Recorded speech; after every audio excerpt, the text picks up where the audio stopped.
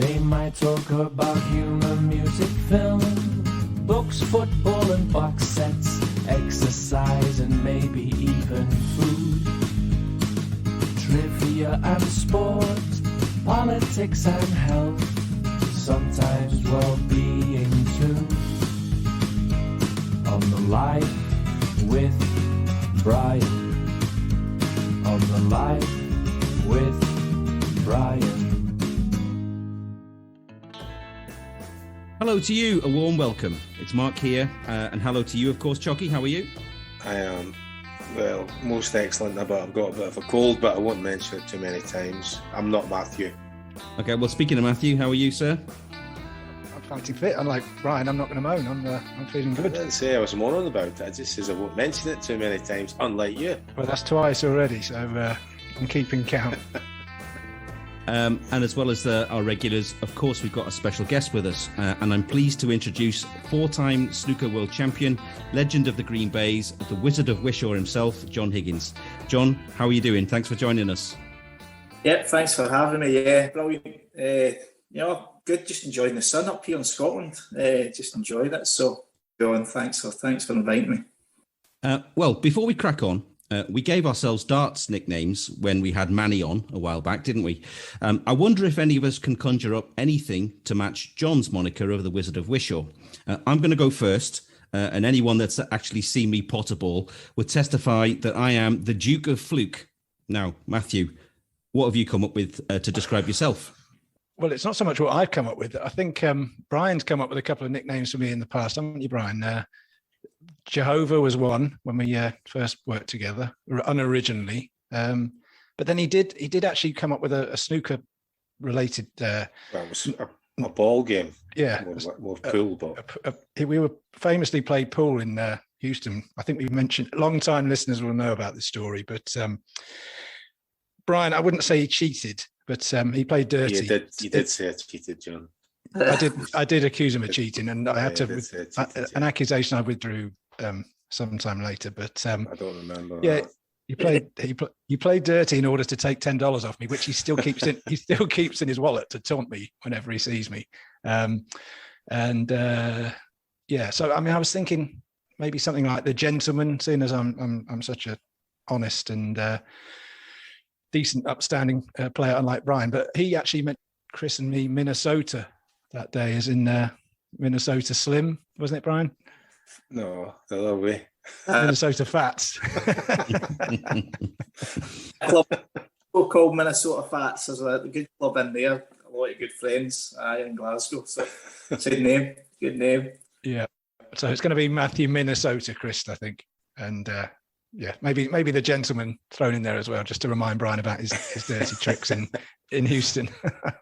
And what was Brian's? What was your nickname, Brian? Well, I looked through all the nicknames, and I was killing myself laughing at some of them. So there's a lot of mention of wins and strong wins.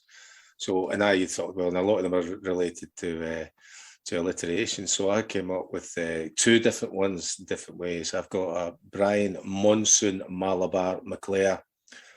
Right, Monsoon Malabar is a way that of drying coffee beans. Right, so there's an obscure thing. But the other one I came up with was a kind of playing words was the chocolate cannon. That's a good Before we get on to the musings, Brian, I just want to have a quick check with you. What are your thoughts about Ronaldo going back to Manchester United? And this is for you as well, John. The other thing in the news in football this week, it's been a bit of a mixed week for Celtic. We'll have to wait and see what happens with Ronaldo. There's a lot of excitement about it. It's going to be quite a different experience than when he was when he came the first time as a young player and went on to develop into the great football player that he is. But I'm very hoping that he's had a very positive impact so far. But it's all down to performances on the pitch, isn't it?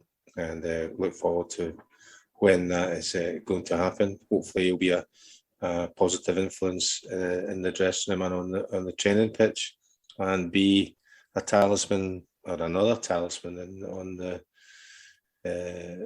during the games. I think that my comment about Celtic is that I think they played very well in the first half at Ibrox, comfortably the better team, more in possession, and they created the best chance of the game. Unfortunately, it fell to Bodson Edouard, who I think was thinking about B before he was thinking about A. So I think he thought the ball it was a goal. I think he was celebrating. That happens quite a lot in team sports, and I think that's why I'm trying to think that also because of the distraction that's now been made clear, it's now clear of where his future was going to be. I think he's played reasonably well for Celtic over the last 13 months, but I think his mind has been on a move for a considerable period of time. That's been settled now. Hopefully, the squad's settled and Postecoglou can get on with the plans he has in place. Brian, just before you go any further, on the Ronaldo thing, I mean, were you there? Were you involved at the club when he was there first time around? I mean, I was there in the coaching staff, but I wasn't. Yeah. But I mean, is he somebody you come across as an individual, as a human being? Yeah, he's a good. Yeah. I think he's a cracking lad, and he's a wonderful professional in what he does, but he's always done. I mean, he's one of the things. If you look at comparisons to some players about at the same time, he would always he would take his holidays, but he would take a fitness coach away with him, so that not only was he doing his sunbathing part and what other leisure activities, he still worked hard when he was away. He's one of the earliest ones that I've known to have his own chef that came in to cook him sports food at home. So I think he's always had an idea in his head of that he wanted to stay in as a professional footballer for as long as he possibly could, and I think he's reaping the benefits of that now. I wouldn't be considering his biological age. I would just look at how fit and well he is. What a gig that would be, being taken away on holiday with Ronaldo. It wouldn't have happened in your day. I can't imagine you taking a fitness coach to Blackpool or wherever you would have gone on your jollies. Yeah, but I can cook though. That's true. I need to take anybody, So very true. I can vouch for that. Do you take a chef and a trainer with you, John? No, just the wife. But I was going to just ask Brian there, where would you class him there? You're talking about the pantheon of all the greats then, Brian. Obviously, you played with a lot at Man United, and a lot are saying him and Messi, but where would you class him in that regard? Well, I mean, my all-time great will never change, and for me, that's Pele, because that's that's the age I am. Yeah. You've got, we got several different ones like that, Maradona, Messi. But if you're talking about comparison, if somebody asked me a question at the moment and said, should make a choice, Messi or Ronaldo, I would choose Messi, because I think that Messi's a player that I think that over his career, even though the stats might negate that, I think Messi has always been more of a team player and will adapt to the circumstances of the players and teams around him. So I would always pick Messi. And I like the petals we give Messi is that as much as Ronaldo has got a wonderful physique, six-pack, whatever else it is, I quite like the idea that Messi can continue to mesmerise people and have maybe not even a two-pack, maybe actually even a bit of a muffin top. So I would always choose Messi. What were your thoughts on Celtic, John? And I understand you're a big fan, and I'm assuming you probably watched Choccy as a player when you're growing up as well. Yeah, Brian, he was one of that. I was over at my mum's last night and I was trying to look through some pictures of the story. I get my picture taken, me and my older brother Jason, which Brian knows Jason pretty well. That we got a picture taken. My Uncle Matt was from Carney, New Jersey. Oh, so yeah. He was like I think he was one of the committee men or the president of the Carney Celtic Supporters Club. And every time he came back to Glasgow, he obviously knew me and Jason. We were now big fans, so he took us in and he got his pictures taken with Brian and Paul and Willie McStay and Mark Reed, Roy Aiken at the front of the old building before obviously the new stadium at the front was built, and we've got the pictures to prove it. So no, I was Brian was always one of my big heroes. I think when Brian was talking about Pelé and things like that there, that I think it resonates with you when you're younger, that my heroes were like the likes of Brian and Paul McStay and all that. Nowadays, the players, I think it's just when you're younger that you'll just always look up to these people. So, Roy Aitken and the Celtic stars of yesteryears, they were my heroes. But the present day, just now, obviously the COVID situation last year, it was just a horrible situation for everyone, and it probably came at the wrong time for Celtic to try and get that loss of 10 in a row, but they probably wouldn't have got there with the team that they had last year, the whole disarray, everything that was happening. And you think Edouard last year, there was talk that Edouard was nearly out the door last year, and it was Ivan Toney that was coming in to replace him. And you'd have thought that would have been a better deal, because it looked as if Edouard's head's just not been in it all year, because he is our best player. And obviously he's away now. So, no, it's tough to take. And Rangers have got the Indian sign over us just now, without a shadow of a doubt. I think it's in the back of every player's mind that they're going on the pitch. Even Rangers are probably going on the pitch thinking we can't lose this game. And I think the Celtic players are maybe going on thinking we're going to have to do something special to win this game. And it's psychological in a lot of sports. So that's what I think is happening right now with the Glasgow Derby. On your Wikipedia page, it says you've got a little fancy for Everton. Is that right? Listen, I was a massive Man United fan. I don't know. It just, Man United was always my team. The strip was always, I think it was before Brian, it was the 85 strip I always remember Gordon Strachan playing with Norman Whiteside when they beat Everton. I think they stopped Everton doing their treble back in 84 or 85, I think it was. But my older brother was always Everton daft. He was really friendly with a lot of Scousers, and they used to come up and stay at our house and different things. So obviously Celtic was first and foremost to love. But then I went down to the 94 and 94 cup final, Brian, was it, when Everton beat us 1-0? 95, yeah. 95. And I was down for the weekend. I was filming an episode of Big Break, and me and Jason had tickets for the cup final. And on the Friday night, I met a lot of the Scousers, and then I went to the game with them on the Saturday, and it just became all camaraderie. It was as if they were like Glaswegians as well. And I went to the game, and obviously they were all Everton fans, and ever since then I've always had a liking for Everton. Fantastic. So, you and Jason are welcome anytime on this show. Yeah, so, Mark was looking worried there as a staunch Evertonian. He was looking worried there, and then you dug yourself out of a big hole. Basically, teams. Can I just confirm in a very, very amiable way that Jason is daft? Yes. Absolutely, I'll second that.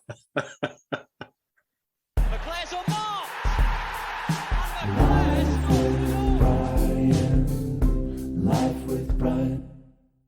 You've 29 years you've been a professional snooker player, I believe, now coming up to your 30 turns pro at 17. As Mark said earlier, you've won 4 world titles.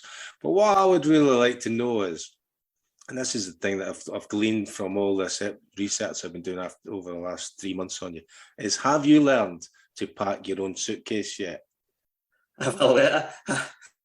No, I don't think so. No, I think my mum always done it for me, and then the wife will not let me go down to tournaments now with me packing it. She's always got to have it all ironed and different things. But how do you know you've got your favourite waistcoat in it though? How does that all get decided? Do you just sit there and tell her what to put in it, and she puts it all in? What do you?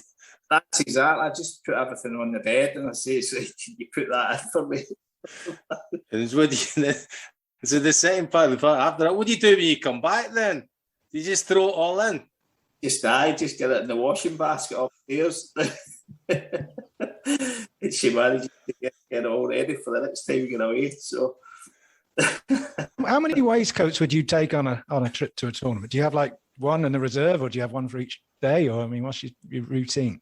I would just take the one. I've got a few, but I would just take the one. And it's actually, believe it or not, it's a cursed old waistcoat, because that really tells you what you've been doing with your life, and when you're eating, drinking.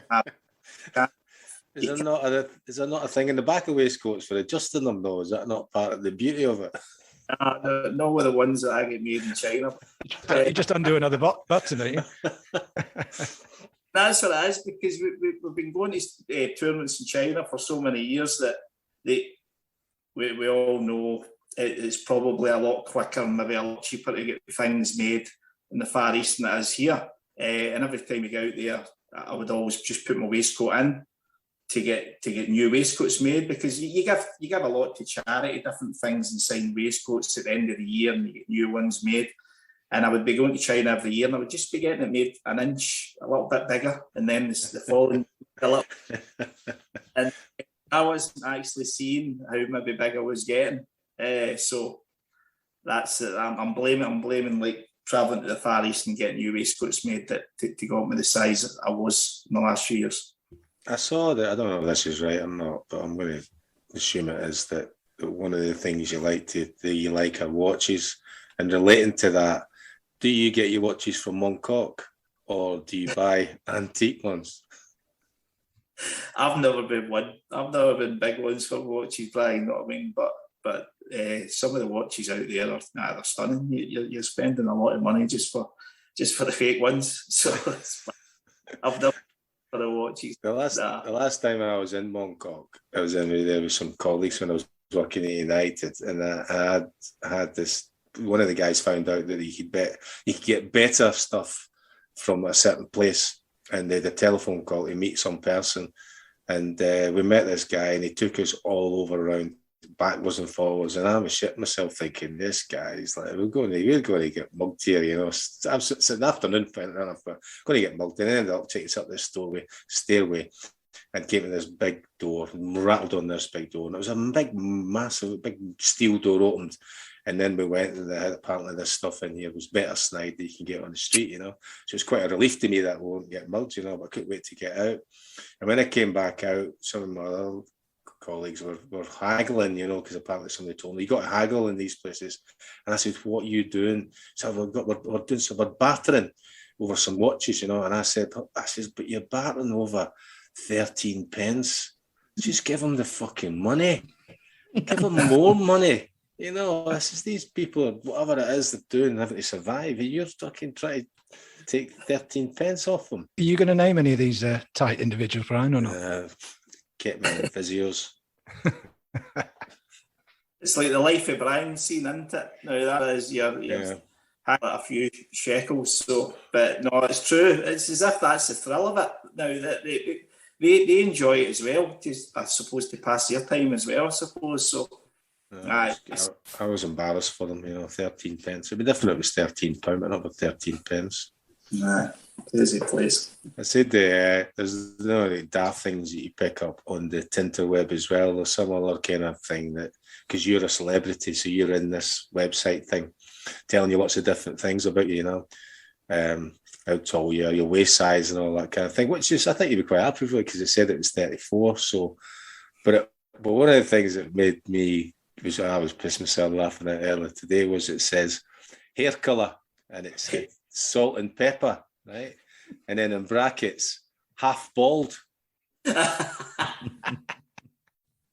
I thought that was really unfair, because I would say I like to think of the things in a positive way, the other way around, and I like to think you were half hairy.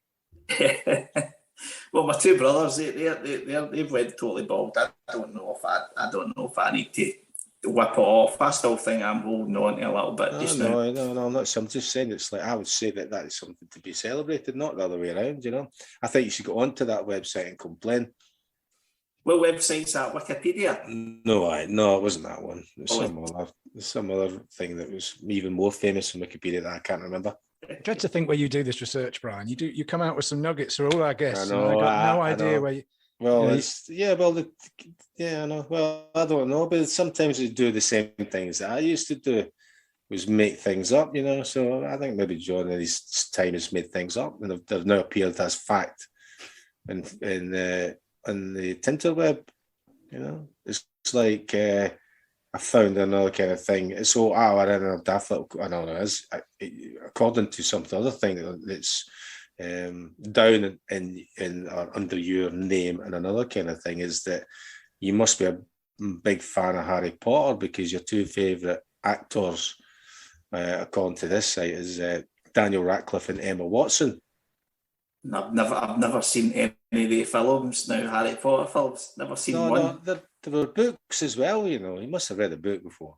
Never read any of the Harry Potters. No, I'm amazed, because I love like Lord of the Rings and Game of Thrones and all the different things, but I've never read one Harry Potter book. Well, it's out there now. Another smear. Your favourite actor is Daniel Radcliffe. Right? No. You're going to have to check your sources, Brian, I think. No, I'm just saying that's what it was. I didn't look up myself. I looked up things like that, you know. Just that when you've got to go away, you're away. I don't know how often you're away, John, but you're away. I know a lot of the time you're away, depending on your how well you're participating in particular tournaments. But what I was really interested in is, what do you do with your spare time? You know, do you read? Do you play video games? Do you do any writing? Do you watch a lot of reruns of Dallas? You know, what kind of thing? I know you like poker, and I assume that's right. Is that right, poker, or is that another made-up thing? There was a point, Brian, I think it may have been about 10 years ago or something. Every day we'd been moving away on the tour with the poker sets and with the cards, and we'd play most nights, and it got a little bit addictive now, playing those sort of things. I've not played in years. I've not played the poker in years. No, I like a lot. I like reading a lot now when I go away. Just like my Kindle and different things, a whole range of things. It could be fiction, it could be autobiographies, it could be anything really. Just whatever takes my fancy, because it is born, and it's. And you've got a few mates on the tour as well. Probably most of the Scottish boys who you've grew up with, that you maybe go for dinner and that with. And but it's not a team game. It's a singular game. So you can't get close, because you can be playing the guy the next day, and it's tough. That is tough. It's been tough now. Aye, it's tough. So, but have you ever been out with people you've been playing? Out for dinner with people, and you're playing them the next day, and you try to get them drunk so to give you an advantage the following day? You've probably done it to me, Brian, and I've probably been so that's things. Yeah, listen, there has been times over the years when you've been away and you've maybe not been professional. You know what I mean? You're away and you maybe had a few drinks when you shouldn't have, and different things. And you obviously regret it, different things. It's been a long career, but I think now when you're getting to the end of your career, I think it's as if you're taking it more seriously. Well, I certainly have, and probably in the last 10 years of my career, it's probably not. No, I've not won more tournaments or whatever, but I'm trying to be more professional, to try to stay involved, or try to stay near the top of the game. Whereas I think when you're younger, you just think it's going to last forever. You think now you just keep playing and picking up tournaments, but and as you get older, it's not as easy. So I would probably say I'm probably a bit more professional in the last 10 years of my career. What did you think the last 18 months or so? Obviously, you haven't travelled probably at all, apart from UK. I mean, was that almost a blessing in disguise? Was it nice to not have a year where you were, getting someone to pack your suitcase every few days and fly off? Yeah, it wasn't because I was still having to travel to Milton Keynes every like 10 days, and obviously with the COVID restrictions, it was probably worse, because you could jump on a plane and fly to Germany, you could jump on a plane and fly to Belgium in an hour, whereas I was driving up and down like 6 and 7 hours to Milton Keynes, and for the Scottish boys, it was probably one of the worst years our snooker life travelling wise, because as I said, you weren't allowed to use any of the public transport in case if you did get the dreaded positive COVID test. there was obviously you'd probably have to self-isolate in the hotel room in Milton Keynes. So you were allowed to obviously self-isolate in your own car and travel home, which I had to do in one of the tournaments when I tested positive. So in a way, obviously you were staying on like home soil, but it was tough for the Scottish lads, I would say, because we had the longest amount of hours to travel back and forth in the car. Just thinking, Brian, you were talking about nobbling your opponents by getting them drunk the night before. You would have struggled to do that in your playing days when you've seen as everyone you were playing with and against was probably pissed anyway. Oh, that's an absolute scurrilous thing to be said. You know, were you out with some of them? Were you out with some of them the night before, or what? What was it? No, but I've met evidence of all this. I've met some of them since, and I know I don't think they've changed much.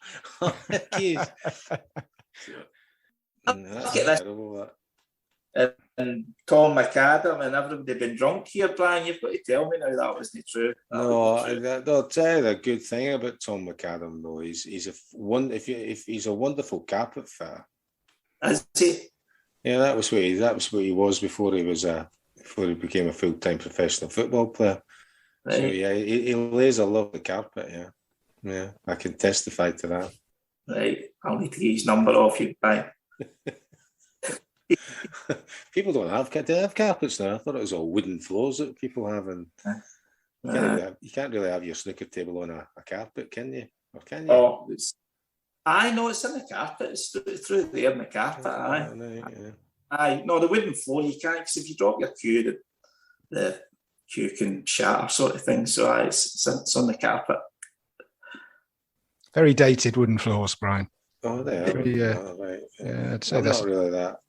We'll have to find a interior designer to have one to see if I can do some research on what is de rigueur with regards to soft furnishings, you know. Yeah, Mark, put a note in the book, Lawrence Llewellyn-Bowen for the next episode. Well, you know some. See, you must be.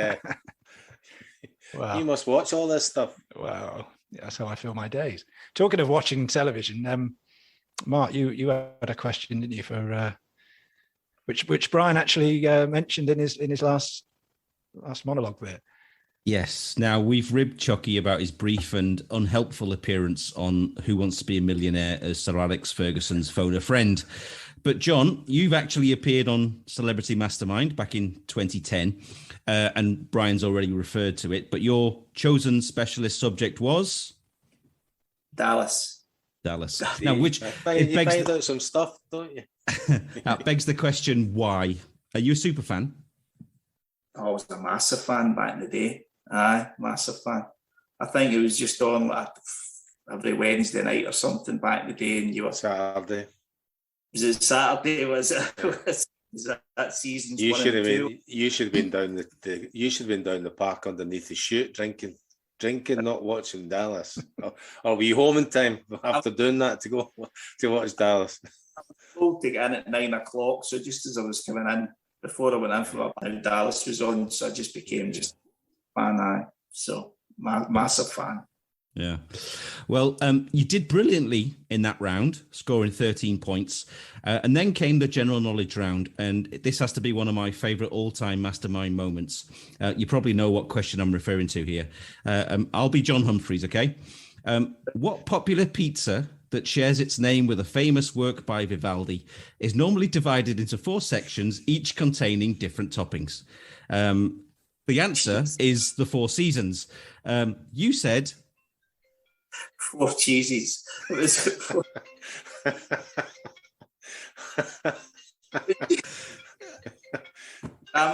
It really was. At that point, it was scrambled. I think I just took in my whole surroundings, thinking I'm actually here on bloody Mastermind, and things weren't going so well. And yeah, my mind just went blank. So in fairness, there is a 4 cheese pizza is quite common. I mean, it's obviously just not that one, but I mean, you know, I'm partial to a quattro formaggi.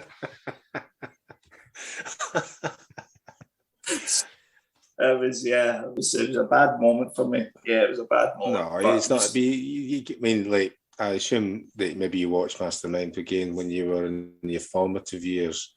I certainly did, when it was Magnus Magnuson who was asking the questions. And Yeah. never would I have imagined that I would have been on that. Was it one of your all-time dreams, as you know, when you first started playing snooker, that you were this was going to lead you to the mastermind chair, and another one as well, Mr. and Mrs. as well. That's another. That was good. I mean, that was brilliant. That really was. But good. Was that not terrifying to be on that, thinking, well, if I don't get these right, like my tea's out here, you know, that's me done. You know, nobody's going to pack his suitcase. Denise gets all the questions right, and you get none of them right. You know, is that you? Listen, honestly, Brian, funny story, because we were at my mum and dad's for Christmas dinner, and we were there, and I was there with Denise, and Jason was there with his wife Linda, and my little brother Joe was there with one of his girlfriends, and played the Mr. and Mrs. board game. Like we came last, me and Denise. So the grief I got in the car getting home saying, like, I can understand maybe Jason and Linda beating us, but Joseph's only known the girl for a month today. I was looking forward to getting down. I mean, obviously it was for a great charity. Obviously, it's Strathclyde Hospice, and my dad now had been in there a few times now before he died, and so we were getting down, obviously hoping to God, but we could maybe try and win some money, and he won the 30,000. Now it was a brilliant moment, and we never get one question wrong. And people think it was they gave us some of the answers, because it seemed as if we were cheating, because we were saying the exact same things, but it really wasn't. It was just totally luck that we got everything. We got everything right. So it was brilliant to win that sort of money for the charity. Well, you have known each other since you were teenagers, so you might have a chance. But you wouldn't have thought so that night at my mum and dad's house at Christmas. Life with Brian, life with Brian, life with Brian. Just when you're talking about the other things about comparisons and things, that with regards to me, I used to have people telling me all the time that my brother was a better player than me, and indeed my sister was a better player than me. And then my son was a better player, and my daughter was a better player than me, and I'm sure that, well, and I know what's happened because I've heard someone telling me in your family they were a better player than you, right? So it's just, this doesn't normally happen that way around, you know, but that's what happened. And what that leads me to is that is a cracking little story, which doesn't really matter if it's true or not, is from your dad.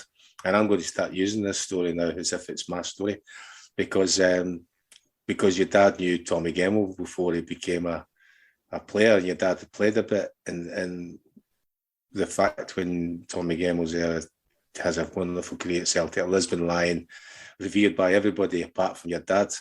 And he turns around and shouting over to the other Lisbon Lions, "Where's the hamper, man?" Right. Because that's what Tommy was. Apparently, he never got picked. If I get the story right. You're right. Nah, it was a story my dad's always told us, that my dad was going down for a trial at Motherwell, and my dad and Tommy Gemmell just lived in Craig Newton, so they just walked. You know the road. They just walked down to Motherwell, and Tommy Gemmell would say to my dad, "Can I carry your boots in, Higgy?" Because my dad had his boots in like a box, a wooden box. So my dad says, "Aye, come down. I'm going down to get the trial." So he went down, got the trial. He got in, signed with Motherwell, like the reserves and different things. And then that day when we were at Glasgow Airport, flying out for the Seville when we played Porto 2003, and all the Lisbon Lions were there, and we got chatting to some of them, and my dad was saying about Tommy Gemmell, "Where's Hamper Boy? Where is he?" And the Lisbon Lions were saying, "Who are you talking about, Hamper Boy?" They says, "Gemmell." He says, "He used to carry my boots." So Tommy Gemmell never heard this, God rest him, until he was on the plane, and all the rest of the players were slagging him off, saying, "I didn't know you were a Hamper Boy when you were younger." And as it so happened, we got off at Jerez Airport and we went into the toilets, and Tommy Gemmell just grabbed my dad. "Oh, Aggie, what have you been saying to him?" All I got through that year flight was, "I'm a fucking Hamper Boy." Fucking hell. was a surreal moment. It really was a surreal moment when you see the Lisbon Lions and your dad and got to obviously know Tommy again a little bit, and for him to tell us that story, crazy. One of your heroes, Brian? John's dad. I didn't see John's dad play. Get Tommy Gemmell, I meant. Yeah, he's part of Lisbon Lions. And I mean, as I said, I've had wonderful times with spending some time with all of them, listening to them telling stories, and they're telling me the stories. And I was like a one-man audience, and it was a fantastic experience, because it's the reason why I'm here. They're the reason why I'm here doing this now, because I fell in love with football because of them. And yeah, they scored one of the goals in the European Cup final. But and having met them and all that, they were all great characters and great people, and very humble as well. That's a certain impression that I got from all of them that I've met. But that story I'm going to use now, as if it's mine. I like the way you're crediting the Lisbon Lions with the fact that you're now on the Life with Brian podcast. I mean, if it wasn't for the Lisbon Lions, I wouldn't be here now. I mean, that's something we can use in the future. For me, there's defining moments. I remember that vividly. The moment that I saw that. At primary school, I'm only 5, sitting in the front. You all get marched in, because you're one of the smallest. You're near the front, and you have to sit on the floor. There were chairs in Scotland at the time, but you just traditionally had to sit on the floor, so everybody could see over your head, like the cinema seats, just because everybody was bigger. And they shot these big, massive curtains on the stage. There was this projector and a screen, and the guy just come on and switched it on, and it was the highlights of the 67 game in Lisbon. And I was smitten then. That's for me. I just thought, I want to do that. I want to be able to do things like that. I want to do that. That's what I want to do. That was the start of it, really. I mean, I've been kicking the ball around in the streets and different things, but that love for the game, and that's never changed. All the way through the various different guises that I've been involved in it, until now, where I'm a fan just now. I'm just a fan again, and that's wonderful. And sometimes, because it doesn't go your way, you don't want to be. You love it. You love it. It's just you consider sometimes. Well, sometimes I don't really. If I didn't feel this way, that I wouldn't be so pissed off sometimes about not just I get pissed off sometimes when teams win, because I don't think that they play the manner that I think they should be playing in. So unfortunately, it has various different effects on me post matches, and I end up watching the game, playing it, trying to play it. I don't know if you do that, John. You're watching snooker games and different things, but I'm trying to anticipate what's going to happen next and what should happen next. And fortunately enough, I don't watch. I suppose it's fortunate for me that I can express those things mainly at home. In the pub, when I go out to watch the football, I don't really say very much. I'm not very animated, but I'm very much involved in it. So I did get invited, to an interesting establishment to go watch the game on Sunday, but I thought it would be not such a good idea. Not because I thought that the result was going to be negative for Celtic, but I just wanted to watch it in some privacy. I might go and watch the next game. I think if the next game is at home, I'll be probably at that game. So you were saying to me the other day when we watched that Leeds, United versus Leeds game in the pub. You were saying it sort of doesn't leave you as the fan. You were a fan, and you've been a player, now you're a fan again. I wonder how common that is among players. I mean, you think sometimes when you've become a player, you sort of lose that fan feeling, but you seem to have retained it, and if anything, more passionate than you were. Well, I just love football. I mean, maybe it's been, you get a kind of little bit of a review period, didn't we, when there was no sport at all, or certainly no live sport on, because of the situation that we were living in. And then the first the football that comes back, you watch it, because it's live football, and it's the game that one of the games that you love, and then when the supporters are back, when you know that the game will change and has changed. For me, it has changed. It's slightly different again because people don't, and then John will appreciate this as well, like having played recently or the start of it. I assume at the beginning of your tournaments there was no punters, John, was there? There was very few, wasn't there? There was a scattered amount, and then for the Crucible there was full crowd, wasn't there? Building up to a full crowd, there was full crowd. So must have made a difference to how your approach was and how your enjoyment of the game is, because part of that kind of thing for me, the friction of it is the kind of, I mean, I don't know. I'm not been to snooker, but I assume that every now and again there might be some comments made from people in the audience, although it's maybe easy to pick them out and get them kicked out. I don't mean Jason, by the way. I'm talking about other people, but when you go to watch football, the reason you go to watch football is to be animated and shout and scream and swear and whatever else it is. But what kind of, was it a big change for you? Was it or was it just, do you just block the crowd out anyway? Well, the thing is with snooker, you do a lot of your practicing in the club environments when you were younger. Now, I think a lot of the other players now, they maybe play at home or they play in like little academy environments where maybe the public are not coming in. It's just you and other professionals that are playing. So it is a pretty quiet environment.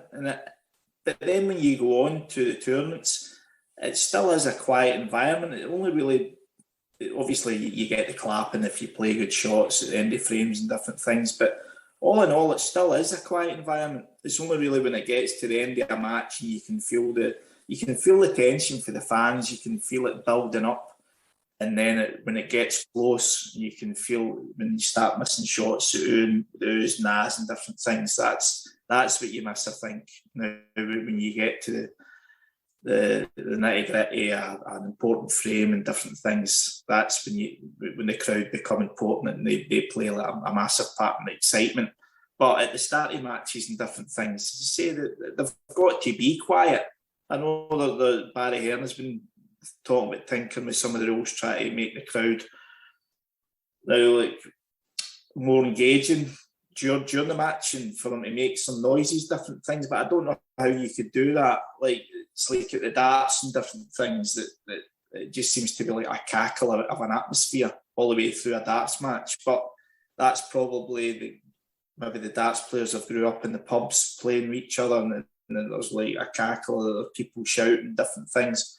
Whereas in snooker, it's normally always been a lot more quiet and supposedly civilised or whatever. So it's, but no, without a doubt, it's better that the fans are back in to enjoy it. And I think all the players, every one of them, now glad the fans are all back, without a doubt. It's all right with Brian. Congratulations, John, on your 12th career 147 break in the first round at the recent British Open, which put you ahead of Stephen Hendry with only Ronnie O'Sullivan ahead of you on the all-time list. But as remarkable as that was, your thunder was stolen a bit by the unusual scenario of two former partners being matched up, also in the first round, when Mark Allen narrowly squeaked past ex-girlfriend Rhiann Evans in what was the tensest piece of television sporting drama I reckon I've seen in months, if not years. I suppose you could call it the ultimate grudge match. Now, we're not going to pick over the state of their relationship, but what I want to know from you, John, is who would or has been your ultimate snooker grudge match? For me, his brother. I know, Jason. Nah,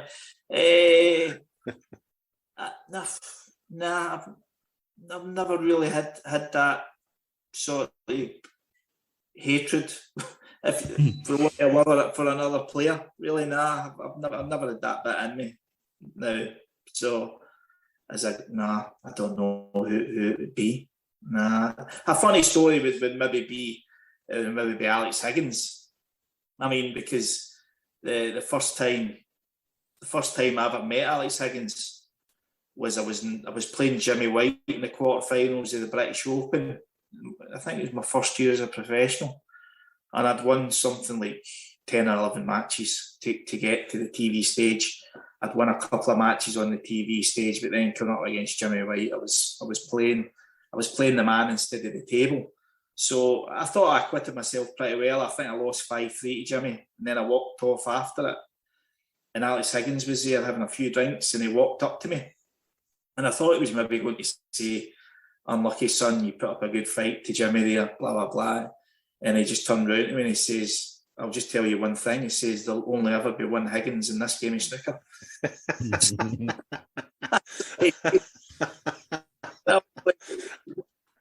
I could not believe he'd actually said it to me, and just walked away from me. So he was maybe under the influence of a few drinks. So ever since then, I thought that was out of order. He shouldn't have said that. And then, so it was a shame in a way, because he was beginning to lose in a lot of tournaments, and he was turning up to qualifying matches, and he was starting the same rounds as we were coming in as. And then there was one altercation he had with my dad one night that I went to my bed early. I was playing the next morning, so my dad, we'd been out for a meal, so my dad would go in and have a few drinks in the bar and then go up to bed. So this next morning, I've got a chap in the hotel dorm, and there was this like a Louis Copeland suit.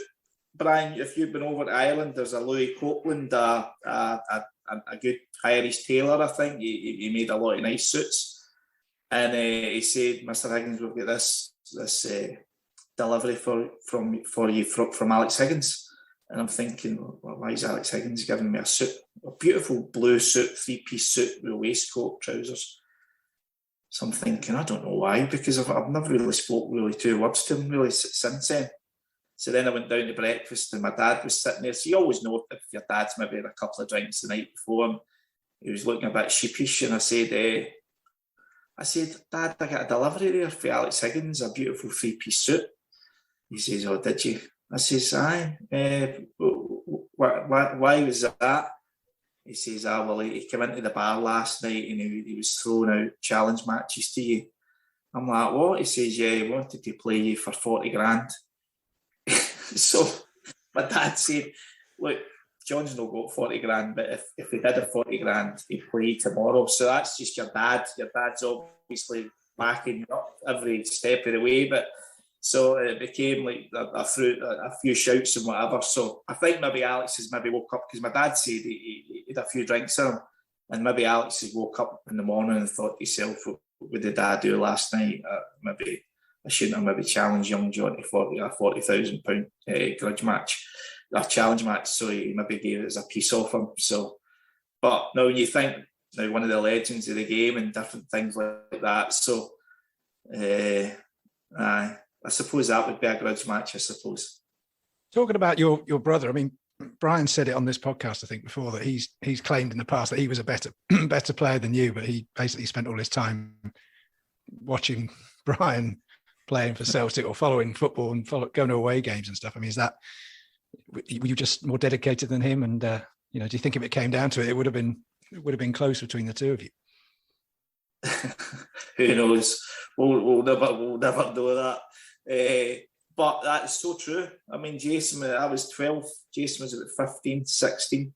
He was going out he got a job, and he obviously he loved following Celtic, loved going out with his mates at weekends, loved going to music festivals and different things. And then obviously I was still in an age where snooker was just the be all and end all for the likes of myself. Obviously I still loved watching the football and different things, but maybe wasn't old enough to go on my own.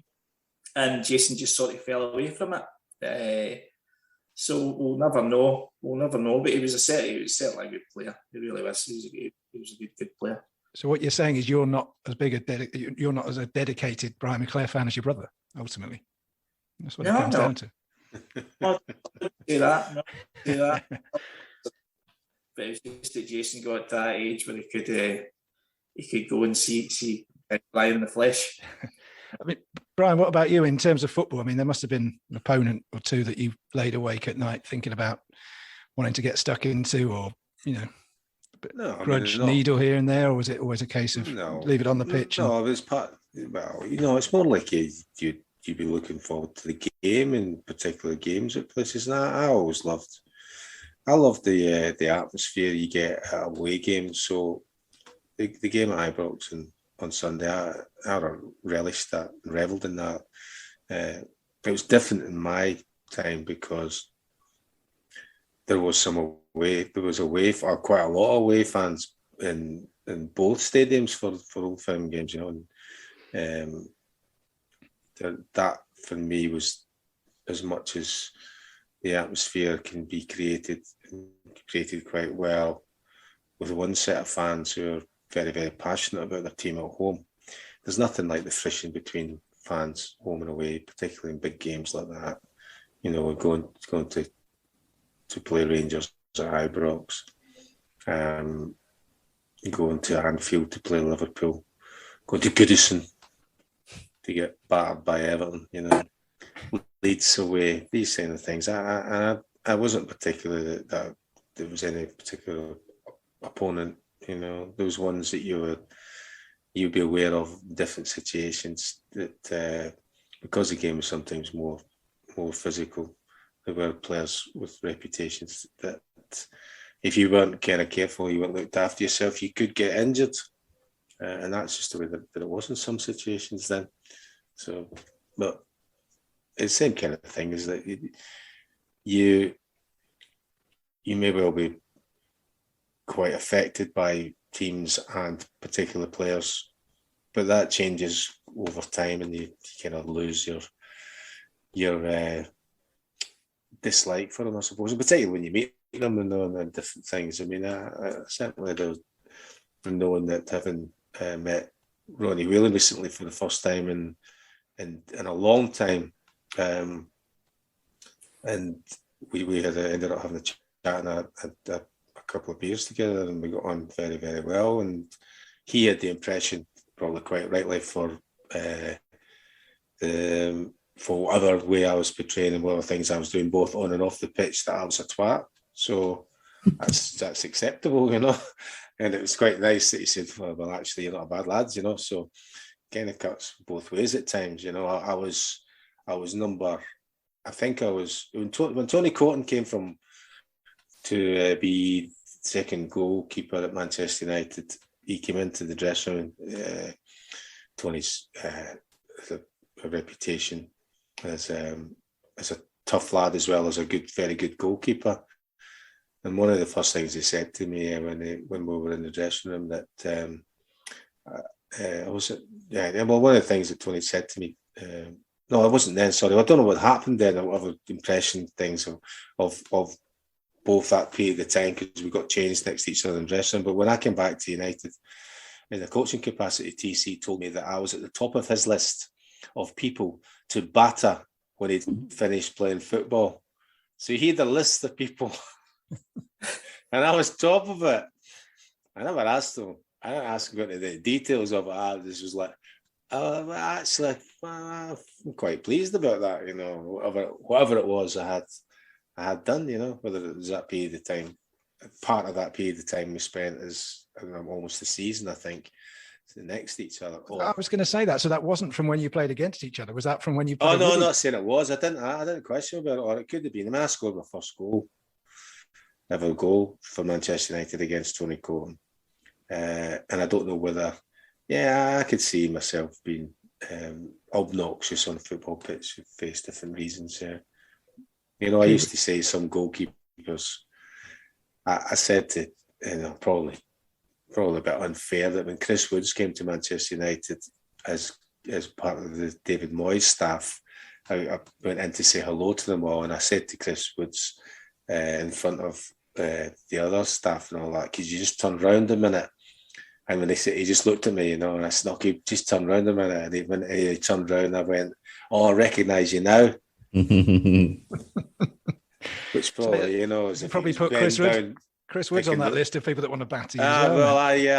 But there's this little devil in me that I've got this temptation, and most of the time I couldn't resist it, and I just accept whatever the consequences are going to be.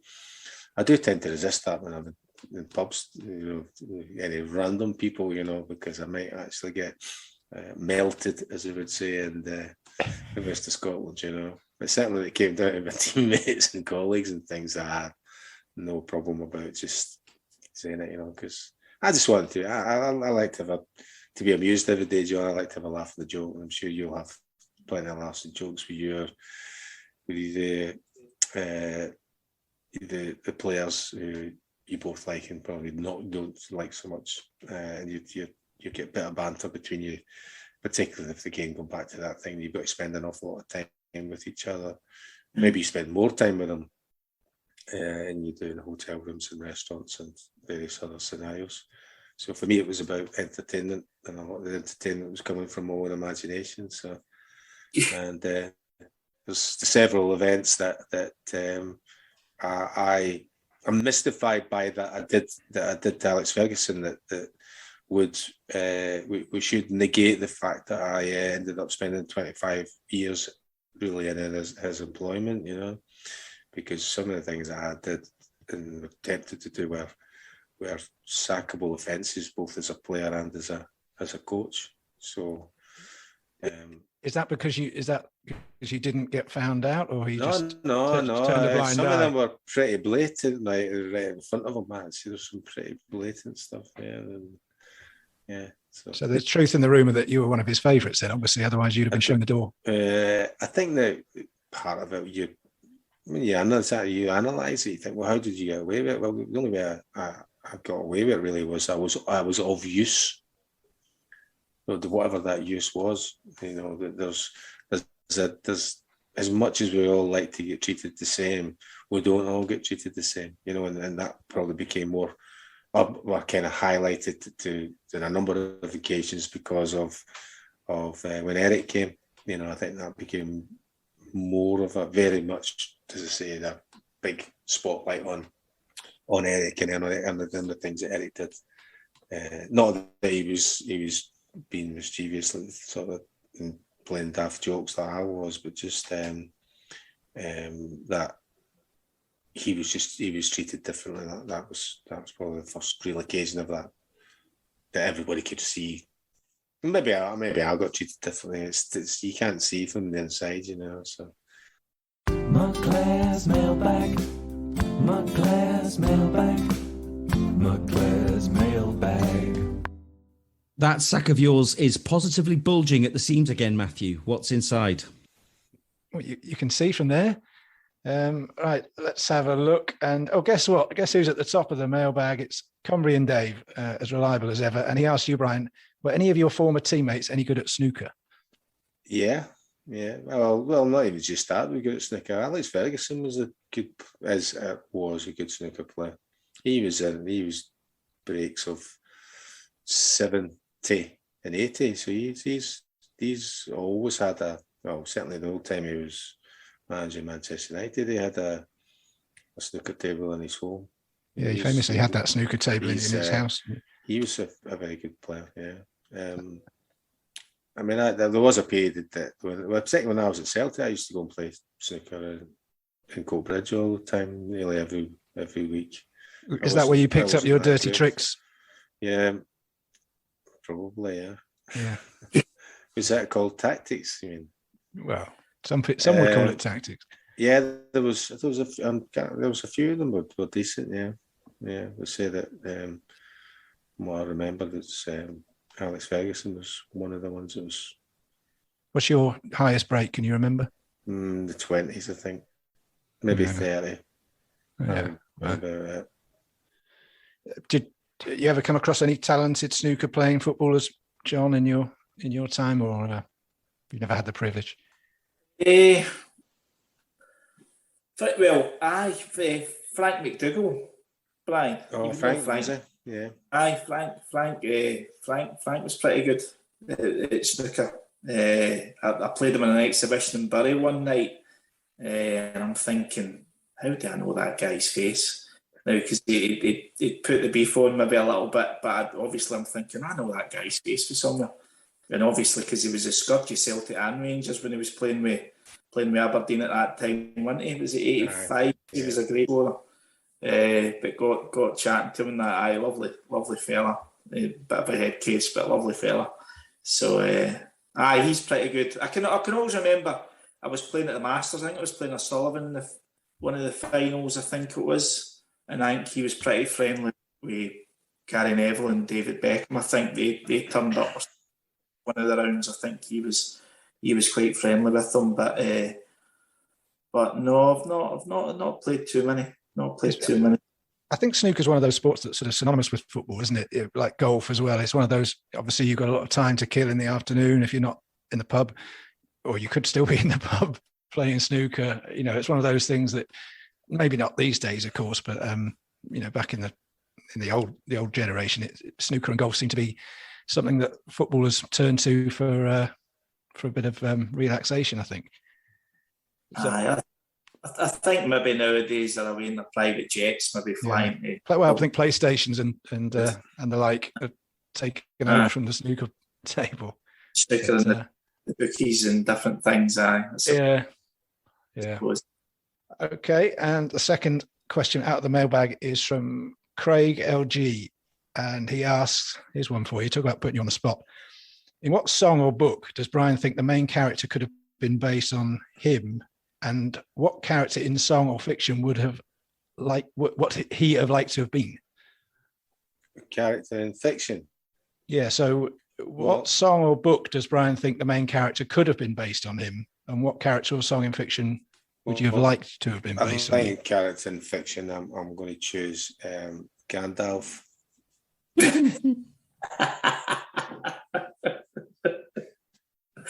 Gandalf the Grey. I'm not sure yet. Yeah, I'm not sure which way I'm yet. I'm not quite sure what colour it is at the moment, but yeah, maybe Gandalf the Grey.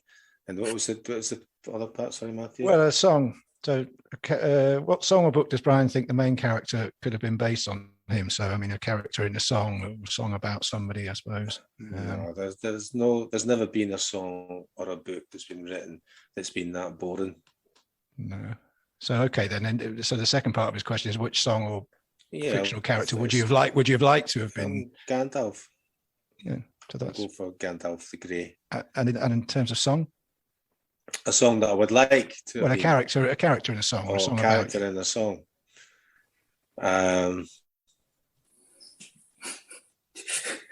The card cheat in The Clash. Very good. Unfortunately, he gets shot. I'm thinking Hustler, something like that as well. Yeah. Yeah. Well, yeah. There you go. Yeah. You're looking a bit like that thing, Brian. What's that musical? Was it the one with Good Looking Fella? Who was the musical? Was it? Who's the girl? Who's the girl that? I look like a girl. Who was the duet they were singing? What do you call her? She's not the best looking, but there's something about her that's quite good looking. It's musical. What was the film? Oh my God. It's like a game of charades. What's this? You're not thinking Lady Gaga, right? Lady Gaga. Who was she? Who was she playing opposite? Who was the guy? Bradley Cooper. Bradley Cooper. There's a Bradley Cooper look about you today, Brian. I'll say that. Yeah. Okay. I'll have that. Yeah. Add that one to the list. Yeah. Yeah. You could. Cooper. That's it. Yeah. John, I strongly urge you go get an eye test before your next tournament, mate. Well, we're not going to let you off the hook there, John. I mean, any fictional character that you'd like to have been based on, or yeah, I mean, who do you? JR, that would do me. Oh, of course. But was that not real? I thought Dallas was a documentary. Yeah, that must have happened. 2 bottles of champagne a day that man done apparently now before getting into filming. That must have been good. Okay, that's it then. We've cleared the table, ready to rack up another day. A big thanks to John for coming on the podcast. John, thanks very much. I hope it's been okay. No, loved it. Thanks very much for having me on. Cheers, Ed. Brilliant. Good luck for the season. We'll be keeping an eye on how you do. And hopefully another world title in Sheffield next May. Well, here's home. We'll give it a best shot. Brilliant. Choccy, Matthew, a pleasure as always. Thank you very much. Thank sir. you. Thank you, John. Cheers, Brian. Thank you. Cheers, Matthew. Pleasure, Cheers, man. No problem. Cheers. Great. Thanks for listening. Keep subscribing across all the main podcast platforms, including YouTube, Apple, Spotify, Google, etc. And follow us on Twitter at Brian McClare Pod for news of future episodes, mailbag entries, and whatever else you want to send our way on the internet. That's it. We're all off for a game of killer. See you soon. Life with Brian. Life with Brian.